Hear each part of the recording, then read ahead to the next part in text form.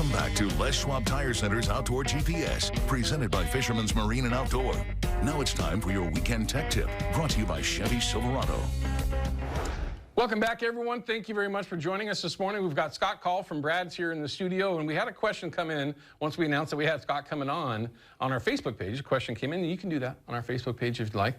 Was asking about alternative ways to rig the Evolution flasher. Primarily, it was to get away from having the bungee on there, and we've talked about this in the past. You've really designed this thing thinking of all kinds of different ways to set it up. Yeah. You really did. I mean, all the way down to the offset hole that we've been drilling in these things for, I don't even know how long.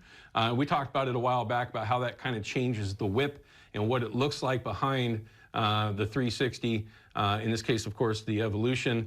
But what would you say to that when you're talking about a different way to fish it, rig it without the bungee on there? Yeah, so I think he was talking about downriggers specifically. I did a lot of this fishing downriggers with this when we were up in Alaska. We did it with the bungee, but you can, you can do it directly, just straight to that, like you were talking about. So the question is, what do you do up top here? So you have 3 holes up top. You can still adjust it, you know, using your dual lock is going to fit on that hole, no problem. Yep. So the question is the other 2 holes. What can you do with that? What you can do is you can take a split ring, something like this, and you could put it on this side of, if I can get my hand on bead chain. it. Yeah, put on this side over here, and then you could hook your bead chain to it on that side over there, on the back side, and then you could still do your dual lock. So you still have the adjustability. So you can go from the top hole, which is a larger rotation, middle hole a little bit smaller, or tighter, and then of course, or faster maybe the better way to put it, and then the bottom hole of the 3 makes it even quicker so that you can go super slow speeds and still get full rotation, making your baits bounce around like you want them to. Correct. And then you use the hole that's already been pre-drilled. Yep. Low and slow. The lower you go, the slower you can go and still get thump. Very interesting. Lower you go, the slower you can go. It's the only one on the market that offers that kind of an option, and there's a reason why if you go to Fisherman's, and I know I keep saying this a lot, because they're my presenting sponsor, of course, and they have been for 12 years. They've got a lot of them, but they go through them quickly for a reason. There's just a lot of ways that you can fish these. They're very user-friendly. You can change things up, and you said something a little bit different about bands. That we have some smaller bands too. So this one is just a little tighter. Okay. That band is a little tighter. That one's a little looser. So again, just one of those things. Mix it up and see what you like, see what the fish like. But you've been using this offset hole for a while. So what did you find out with that offset hole? What did you see when you fished that? It bounces around differently. When the full rotation will come around, and you can see that with that eye being offset, everything stays in line, and it looks very similar. It's a very small difference. It's not like you offset it with that hole, but the way that flasher turns, now that leader is actually behind the flasher. So it just changes what it looks like, at least to the human eye. Not to the Chinook, that's up to them. But you can definitely tell. And there's a reason why this was initially, let's go even further back. Somebody that you know very, very well, Mr. Turvey. Yeah. Okay. Yeah. Came up with this whole thing originally. Very, very innovative guy. These holes offset really got popular in very confined fisheries, and a lot of you know that as like Drano and very shallow water areas where you have to go relatively slow, but you still want to get that full rotation, and you can get that offset kick and then utilize the holes to slow everything down for the boat, but it increases the speed of the 360. So they're just super, super versatile. And again, it's the only one on the market that offers that amount of versatility. Now, that being said, there's your Chevy Silverado Tech Tip of the Week. Utilize it. It is something, and I mentioned this a week or 2 ago about 360, Scott. The question was using a breakaway or not for a flasher. My response to that was, and I got a little bit of a flack for it, it is super useful for everyone. And the reason why I don't actually fish with either the bungee or a breakaway on any of the other 360s is I don't really need it. I understand how to fight the fish, at least I think I do. But when you got newer people or somebody that hasn't really fought fish with that giant flasher back there, it is an advantage to get it off the line so that it's not influencing the fish. There's a lot of reasons to have them. Yeah, even with when we were up in Craig this last week with Luke with Fish Alaska. I mean, he's fished a lot of flashers, and when he caught his first salmon with this release, he's like, "Wow, yeah, that's a whole different feeling." You don't feel it at all. That's fun. You don't have to keep as much pressure on. Like when I'm fighting a fish, and like I normally do with no breakaway, I never take the boat out of gear. I've constantly got pressure on so that I'm pulling on that flasher, trying to keep everything in line as much as possible, right? And you're still going to lose fish with or without them. It just happens. But in the end, it's just, that's how I like to do it. Everyone's a little bit different. If we didn't talk a little bit about silvers. Coming up on silver season. I'm telling you, and I'm excited about it. A lot of people are. I always say the goofy colors, the more goofy, the better. And obviously, Brad Wigglers, you guys offer all of them. Yeah. Old school is going to be the original pink or the all orange. But then, of course, I look for anything like this is one of my all-time classics for silvers right there with the metal, the metal fleck on the back. And the clear bill.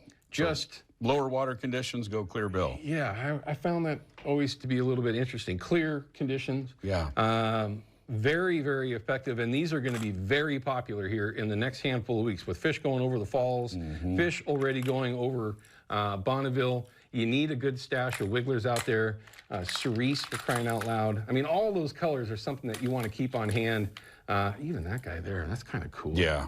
Love that for steelhead as well. Other than the wigglers, though, if you were to chase silvers on the Columbia or maybe even above the falls, is there something that you might fish differently, or would you stick with wigglers themselves? So I always enjoy shotgunning a wiggler out back. But in the Columbia, when we're fishing for the B runs, A runs I don't fish so much. B runs I fish a lot more. But I'll even fish the 360 with what we've got set up here. So obviously we tried this for several years of testing, and this has worked really well for silvers. Mini cut plug, the kokanee cut plug, and the 360. So I'll do a mix, and again, just let the fish tell me what they want, especially in 2-rod endorsement areas. Dude, no doubt about it. Give yourself some options. Tell everybody what you mean by shotgun. Thank you. Yeah, so if you've got your 360, it's generally going below the boat, within 10 yards of the boat. Shotgun out back, you're going to send it behind the boat, and it's just going to be free swimming. So it's going to go the depth that it'll get down with the line diameter that you have and the speed of the boat. So generally I'm going 150 back, something like that. If the fish are really skittish and I can get away with it, I'll go 200 back. Gotcha. All depends on how many people are around. So if the boat goes by, they see all this stuff going on, maybe they decide to refuse, and then all of a sudden, 100 feet, 200 feet back, here comes a plug. Correct. They come up and look and then peel off, and then back there is this little free swimming little morsel. That's just so easy to pick off, and so they do. Very effective. It's very effective. And with tributaries about to get a whole bunch of, I mean, listen, forecast is tremendous. And what's happening in the saltwater and in the estuary already with quite a few silvers getting caught down there already, which is interesting, right? It's a nice size. I mean, really, the first week of August, fish that are in double digits by itself is nuts. But with that forecast, you've got all kinds of tributaries up and down the Columbia that are going to get a bunch of silvers, having a good stash of those.